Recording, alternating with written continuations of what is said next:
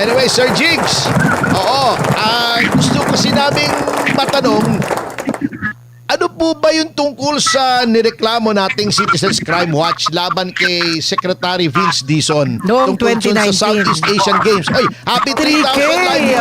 hi! Hey, Actually, ay final natin. Opo. Yung final natin is grave misconduct and conduct prejudicial to the best interest of the service.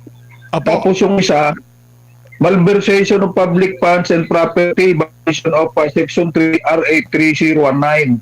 Anti-Graft and Corrupt Practices Act. Oh. Ipakikwento po. Bakit po tayo nag-file ng reklamo laban kay Vince Dizon nung siya ay kabinete pa ha ni Pangulong Duterte? 2021, pandemic time po, ang ating pong complaint ay nag-ugat doon sa pinagawa po nilang sports facilities na ginamit po nung ASEAN Games.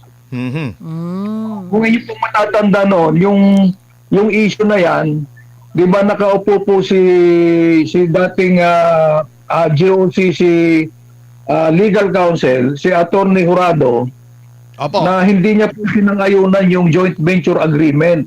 Ayun, Ngayon, oo, tama. Sabi ko na dapat sasangayunan po ng legal counsel ng GOCC. But Oo, unfortunately, kaya inintriga siya ron ng mga kasamahan niya. ang ginawa po ng gobyerno natin noon sa ilalim po ng administrasyon ni dating Presidente Rodrigo Duterte, napalitan po siya bilang legal counsel. Opo. At nung palitan po yan, nasa ngayon na po yung joint venture agreement. Ayun. Sa tingin po natin, tama po yung opinion, yung legal opinion ni Atty. Jurado na i-public bidding. Yan, So, walang public bidding ito?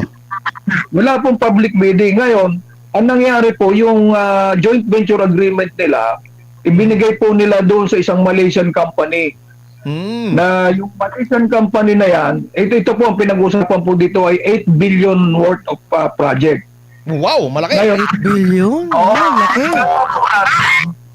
yung Malaysian company, magbababa po ng pondo dito, mag-infuse ng pondo, pero ang nangyari po, nangutang sa DBP at na-approvean po ng nasa 9B, mahigit.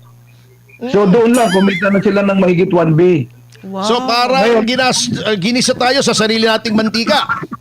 Opo, ganun po ang nangyari. At ang masakit pa po dito, Aray. doon sa joint venture agreement nila, ang gobyerno po natin magbabayad ng almost 2.5 billion a year for 5 years. So kung ito-total mo po yun, naabutin sa 11B yung cost ng project. Oh, laki. Yun, malaki ha. Doon po sa project na yan, ito turn over po ng Malaysian company sa ating gobyerno after 5 years pa. Nyek. So ibig sabihin, kikitaan pa nila sa loob ng 5 taon. Oh. Pambihira. Malaki. Parang mukha ni Terry doon. Malaki. Oo. Doon po tayo nagkaroon ng pagduda dito sa transaksyon na ito. Kaya nga po, pinail po natin. Ayun. But unfortunately, hindi po natin nakita, hindi natin nalaman agad na ito pala dinismiss na nila noong December 2021 pa. Oh. Hindi tayo na-inform. Pwede ba natin pabuksan ulit yan? Opo, pwede po dahil ang resolution po ng Ombudsman is insufficiency of evidence, siyempre without prejudice, Yes. to filing a case kung may makuha tayong ibang dokumento na magsusustento sa ating complaint. Ayun. Di dapat pala ang NBI ang gumawa niyan. Isabay na nila. Di ba? Pero ang naintindihan po natin, ang NBI kasi, ang direksyon po ng kanilang investigation ngayon, doon po sa issue ng yung nagpatakbo po ng ASEAN Games, which is yung NGO na PISCOG. Ay, di manawagan Iba po. tayo ngayon sa Iba po. NBI na ibalik dito. Insufficiency pala eh. Hindi pala absuelto na sinasabing walang kasalanan. Ayun. Kailangan lang ng ibang dokumento. Hindi masabi nila. Ayaw nila ng anomalya. Opo. O, di ba masipag si Matibag na mag-imbestiga? Yun. O, di isama niya to ngayon. O, di ba? Ayan. O. I-request na lang. Iba po yung pinagkunan ng pondo doon sa kung matatandaan po natin yung issue sa Caldero. Mm-mm. Ang pinagkunan po ng pondo doon, iba po doon sa 8B. Okay. Oo, laki ha. So yun siguro ang nais-imbestigahan ng National Bureau of Investigation pagkat na-dismiss na po yung isa na pinal po natin against Secretary Bistation. Oo, pero wala, without prejudice pala yon. So, pwede pang i-reopen. Pwede pa po yan kung meron tayo mga bagong ebidensya, pwede pong i-reopen. Manawagan tayo sa NBI. Sila ang National Bureau of Investigation. Tayo, pribado tayo eh. Sige, manawagan tayo, Manang Diego. Opo, Manawagan ba kayo sa opo, NBI ngayon tungkol dito sa investigasyon laban kay Secretary Vince Dizon? Noon po kasing time na yan, pandemic time, nahirapan po tayong gumalaw at hindi tayo nakakuha ng ibang dokumento kasi Ayun. yung dokumento na papunta na po doon sa investigation sa isang NGO na pinamumunuan po ni Senator Cayetano. Pero Ayun. hanggang doon lang po sa sulat natin sa COA at hindi na po tayo nakakuha ng sagot sa COA at nahirapan na rin po tayong gumalaw because sabi ko nga is pandemic time. Kaya Hindi hanggang doon nakalabas. ang investigasyon natin. Ngayon, hindi na pandemic. Ituloy natin, Manong Jigs. Sige. Next week, banata natin! Hyper talaga. Oo. Hindi, kasi selective justice sila eh. Hindi pwede yun, di ba? Ayan, So, kung sila na rin gagalaw na nagbukas, ng BI, Matibag na rin na nagbukas, di tuloy-tuloy na natin, lubos-lubosin na natin, Direktor. Ayan. Sige, pabuksan namin. Liliham kami ng formal sa inyo, ha? Pupunta kami sa inyo, ha? At magpe-press con kami para manawagan sa inyo. Tingnan natin kung kikilos po kayo, ha? Ayan, ha? Magkasubukan tayo. Anyway, hindi na naman kayo pupuntang Bangkok. Hindi na kayo makakabili ng Bangkok. Edi... Pwedeng-pwede na. Ayan. By the way, happy 3,000 live viewers. Thank you guys for watching. Yan. Oh, matagal pa tayo. Meron pa tayong oras. May oras pa. Extended Anyway, tayo. Extended. May huling panawagan pa kayo para sa araw na ito sa ating mga kababayan na Manong Diego. Sige po, ang maganda po ngayon kasi hindi na lang po dati tayo lamang po sa Citizens Crime Watch. Ang talagang isa sa matigasig na lumalaban po sa korupsyon. Pero Opo. ngayon, may nagising na po ang taong bayan. Kaya kakampi na po natin ng taong bayan dito at tayo naman ay natutuwa po sa ganyang sitwasyon ngayon na napupukawan po ang damdamin ng ating po mga kababayan. Yun. Yun, tama. Hindi na kayo nag-iisa. Alam niyo, kung si Manong Diego, napakatagal at napakalaki na ng sakripisyo nito para sa taong bayan. Oo. Kasama niya lagi sa mga investigasyon ng anomalya. Opo. Itong si Charlie Gadi na Oh, yes. isa ring opisyal namin Opo. sa Citizens Crime Watch. Ay, At, Charlie Gadi. Oh, alam kaibigan mo, din natin yan. Manang Jubes, yang Opo. sa 44, yan, CCW yan, Opo. Denbaxia, maraming mga skandalo Opo. na pinaimbestigahan yung Citizens Crime Watch. Tsaka palakpakan attorney, natin. yes, gusto rin makiisa sa inyo ni attorney Dr. Montemayor. Yan. Yung kanyang anak po ay isa sa miyembro ng SAP 44. Ayan, napakaganda, oo. Kaya soon makikita kayo. Ayan. Kuya Jigs, ano pang dagdag na paalala mo? Ay, yun lang po at kung talagang ang NBI po ay desidido, tayo naman po ay makikipag-cooperate. Yan. Ayan. Ayos. Kung desidido. Anyway, malalaman po natin yan.